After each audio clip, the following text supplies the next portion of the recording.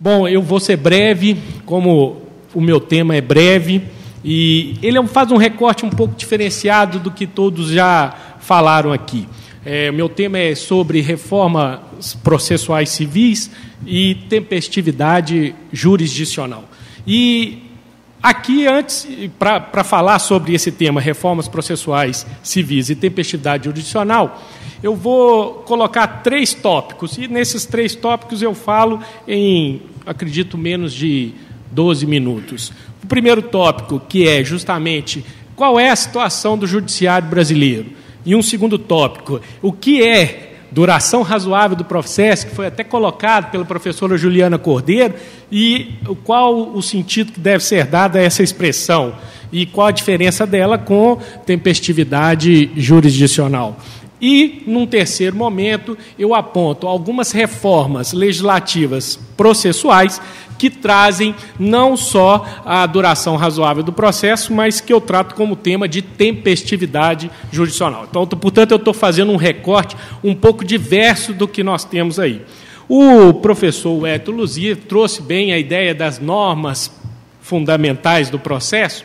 E se a gente observar bem, dentro dos 12 primeiros artigos do Código de Processo Civil, nós temos normas bastante idealizadas do direito processual brasileiro e normas que muitas das vezes repetem o que já existia na Constituição brasileira de 1988. Então, as normas fundamentais do processo hoje, tidas, na maioria das vezes, no Código de Processo Civil, elas são repetidas, já da Constituição brasileira. Mas qual é a situação, para a gente chegar nessa questão, qual é a situação judiciária brasileira hoje? Se todo mundo aqui fizer essa pergunta, qual é o problema do judiciário brasileiro? A resposta vai vir dentro destas questões. Tem processo demais e, segundo o CNJ, nós já ultrapassamos o último relatório de 2015 e 2016, mais de 200 milhões de processos em curso no judiciário brasileiro. É um negócio assim absurdo. Praticamente, na média, todo mundo aqui, mesmo que não tenha nenhum processo em curso no judiciário, na média tem pelo menos. A minha filha, que tem 6 anos, ela também tem um processo em curso no judiciário, apesar dela ainda não ter entrado em litígio. Ou seja, na média, nós estamos aqui com 200 milhões de processos para um judiciário um pouco ineficiente. Uma segunda situação do judiciário brasileiro é a situação de que há também uma ideia hipotética de que tem recursos demais e que nós temos que acabar com esse número exacerbado de recursos e, portanto, nós temos que criar alguma forma de evitar que os recursos sejam providos ou julgados em tribunais ou punir quem os faz, que em tese são os advogados, ou até efetivamente limitar os recursos a alguma temática específica, que o Código de Processo Civil, às vezes, também o traz. Depois temos um problema sério, e esse problema, no último relatório do CNJ sobre a situação judiciária brasileira, de 2015/2016, é um problema que, para mim, assusta muito. Uma conciliação, uma taxa de conciliação, de efetividade de conciliação abaixo de 15%, ou girando em torno de 15%. Ou seja, das propostas, das ações ajuizadas, somente 15% são efetivamente obtidas a conciliação ou mediação. Aqui eu não estou fazendo a diferença entre elas. E muitas das vezes se colocam a culpa ou se acham culpados entre os advogados, ou entre as partes, ou entre até o próprio judiciário em si. E, por fim, uma situação que também tem que ser levada em consideração com relação à situação judiciária é a chamada taxa de congestionamento. O Brasil é campeão. Então, o Brasil é campeão em muita coisa, Já foi campeão da Copa do Mundo, já foi campeão, de pobreza, já foi campeão de fome, já foi campeão também da taxa de congestionamento processual. Isso, segundo o CNJ, significa que nós temos uma taxa de congestionamento da ordem de 70%. O que significa isso? De cada 100 processos ajuizados no judiciário brasileiro, apenas 30% são resolvidos durante um ano. O restante fica congestionado para o ano que vem. Mas, obviamente, nós não ajuizamos 100 ações por ano. Nós temos aqui milhares, então nós estamos a passos largos, né, buscando aí, né, uma taxa de congestionamento muito alta e chegando a quase 100%. Nós estamos, a minha visão é que nós vamos chegar a um aniquilamento do judiciário. E a sensação que se tem dentro do próprio Poder Judiciário com relação a isso é que eles estão mesmo enxugando gelo, ou, né, tentando cercar a fumaça. O que, então, já que não tem como, eles fazem do jeito que podem para tentar resolver o problema. E aí, então, vêm as soluções mirabolantes, né? E os processualistas, nesse aspecto, têm culpa, porque, muitas das vezes, quando se fala em ausência de decisão, ou está demorando demais um processo, eles resolvem alterar as normas processuais. E isso é bastante típico do Brasil, que acredita que mudando normas processuais vai fazer com que o processo ande mais rápido, mudando normas penais vai acabar com a criminalidade, mudando questões de trânsito vai diminuir o número de acidentes. Você vê, há um contrassenso na situação brasileira de que efetivamente o discurso não coaduna com a prática, ou seja, eles tentam mudar as normas processuais e o processo me parece que fica mais rápido e mais tempo parado, né? Querem criar normas procedimentais agora para implementação do chamado processo judicial eletrônico, que mais vezes ele está ou continua parado. Ou seja, eu consigo agora ajuizar uma ação e automaticamente ela está conclusa para o juiz para poder despachar, e demora-se algum tempo para poder despachar. Ou seja, aquilo que deveria ser feito em 5 ou 10 dias, hoje está sendo feito em 6, 8 meses, que é o prazo que eles estão dando para essas decisões. Enfim, então, a situação judiciária brasileira não é das melhores, é uma das piores do planeta, se me permite essa franqueza, né? E, obviamente, né, eles resolvem dizendo assim, olha, vamos colocar uma norma que é a duração razoável. Agora, todo o processo vai ter duração razoável.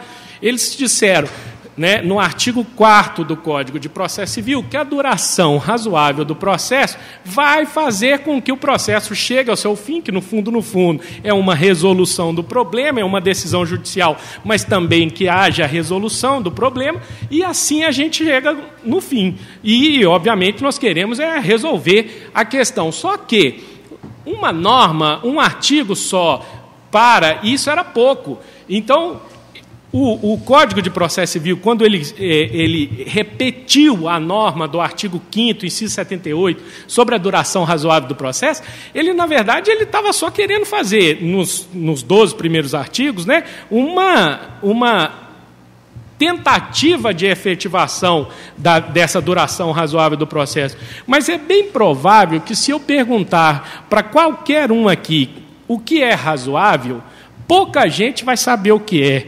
Inclusive, o professor não vai saber te explicar. Ou seja, eu até consigo saber o que é razoável porque eu gosto de saber qual é o razoável quando eu tenho o elemento tempo. Então, se eu sei que o meu tempo é de 15 minutos, o razoável é que eu fale 12. Se eu tenho um tempo, então se eu falar 16, tudo bem, está dentro do razoável.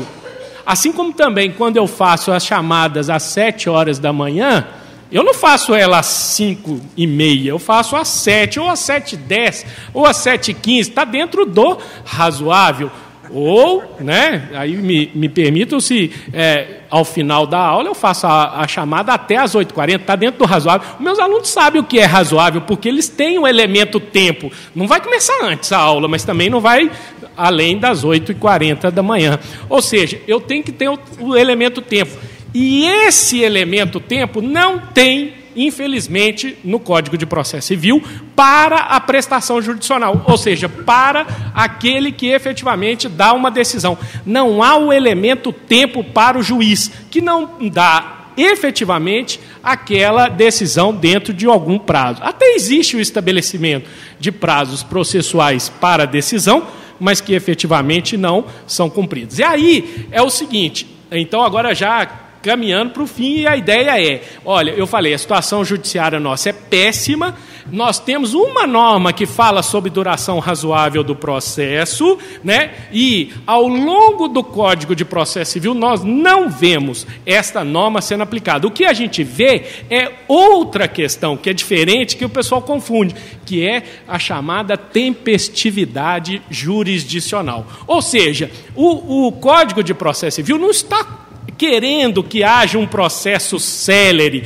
com um conjunto de atos preparados, com garantia do contraditório, para se chegar ao fim numa decisão. Pelo contrário, o Código de Processo Civil, e aí eu concordo com a posição do professor Rosemiro, quando ele diz que realmente ele não mudou muita coisa, porque 80% das normas já existiam no antigo Código de Processo Civil. Quando se trata de tentativa de fazer com que o processo dure mais rápido, o Código de Processo Civil entende, e o legislador entende, decisão rápida. Ele não está preocupado com a garantia do contraditório, como diz o professor Bernardo, né? Vamos influenciar. Até é legal, porque está lá, né, numa normatividade única de um artigo só, e o artigo 489, parágrafo 1º, estabelece essa necessidade disso, o artigo 7º, que fala sobre o contraditório, uma nova perspectiva, mas, infelizmente, ao longo do processo, ao longo do Código de Processo Civil, nós não vemos esta norma ser aplicada. Pelo contrário, o que existe é tempestividade jurisdicional. E aí, agora eu entro na última etapa da minha fala. Tempestividade jurisdicional significa dar decisão rápida. E aí, então, a gente pega como primeiro exemplo uma criação genuinamente brasileira, ou pelo menos com viés brasileiro, que é a chamada improcedência liminar do pedido, que qualquer lugar do planeta que você vai dar essa palestra e fala que no Brasil há a chamada improcedência liminar do pedido, desta forma, como está prevista pelo artigo 332, ou seja, é possível que haja, né, a ajuizamento de uma ação, a dedução de uma pretensão, e o juiz, sem citar o réu, já te dá uma sentença. Isso é o quê? Isso é celeridade procedimental? Não, isso é tempestividade procedimental. Ele está preocupado com decisão rápida, ele está preocupado só com isso.